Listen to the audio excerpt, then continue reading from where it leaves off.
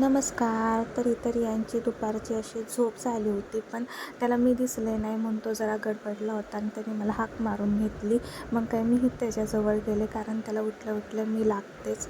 मग ते सकाळ असो नाही तर दुपार, मग तो माझ्याकडे आला आणि डायरेक्ट किचनवरच चढला, कारण त्याला ह्या हँडलसोबत खेळायचं होतं.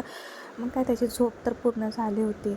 मग त्याला म्हटलं, आता बाबा तू खाली जा, कारण मला आताच दुपारचा चहा बनवायचं. मग त्याला कसं तरी खाली पाठवलं आणि इथं मी सगळ्यांना चहा केला.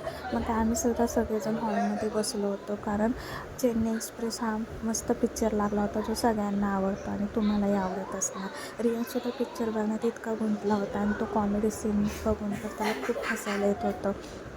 मग काय आम्ही सुद्धा सगळेजण तो पिक्चर बघत बसलो आणि चहा वगैरे घेतला. तुम्हालासुद्धा हा पिक्चर आवडतो का? नक्की कमेंटमध्ये सांगा. आता मीही या पिक्चरच्या या कॉमेडी सीनमधूनच या व्हिडिओचा एंड करते. भेटूया नवीन ब्लॉगमध्ये. Okay, bye.